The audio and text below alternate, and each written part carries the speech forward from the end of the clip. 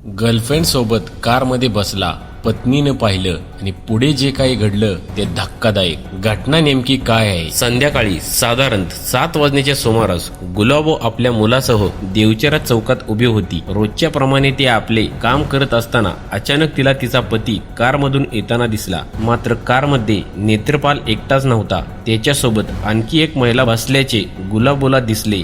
गुलाबोचा आरोप आहे की ती महिला तिच्या पतीची प्रेयसी होती. पतीला दुसऱ्या महिलेसोबत पाहताच गुलाबोचा संताप अनावर झाला. तिने कार समोर जाऊन वाहन थांबवण्याचा प्रयत्न केला. तसेच पतीला प्रश्न विचारण्यासाठी ती जोरजोरात ओरडू लागली. मात्र आरोपानुसार नेत्रपालने कार थांबवली नाही, उलट त्याने कार पुढे नेली. पतीला थांबवण्यासाठी गुलाबो कारच्या मागे धावत सुटली. हा प्रकार पाहून आसपासच्या लोकांचे लक्ष त्या दिशेने गेले. एक महिला सतत कारच्या मागे धावत असल्यामुळे अनेकांना नेमके काय घडले आहे हेच समजत नव्हते. गुलाबो मात्र कोणत्याही परिस्थितीत पतीला थांबवण्याचा प्रयत्न करत होती. तिच्या मते तिला त्या महिलेबद्दल आणि पतीबद्दल जाब विचारायचा होता. काही अंतर पुढे फुलमंडी परिसरात रस्त्यावर स्पीड ब्रेकर होता, त्यामुळे कारचा वेग थोडा कमी झाला.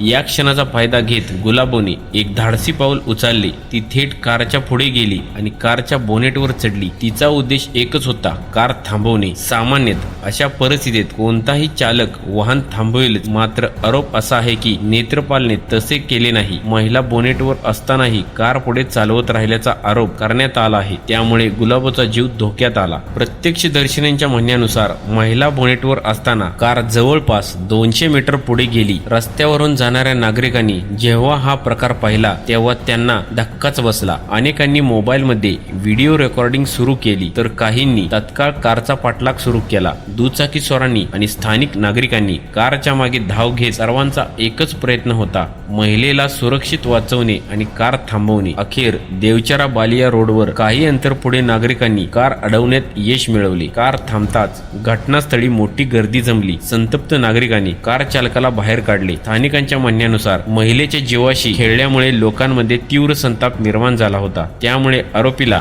नागरिकांच्या रोषाचा सामना करावा लागला. या दरम्यान परिस्थिती तणावपूर्ण बनली होती. गर्दी वाढत असल्याचे पाहून नेत्रपाल आणि त्याच्यासोबत असलेली महिला संधी साधून तिथून निघून गेल्याची माहिती समोर आली आहे. घटनास्थळी बराच वेळ गोंधळाचे वातावरण होते. त्यानंतर महिलेने संपूर्ण प्रकाराची माहिती पोलिसांना दिली. या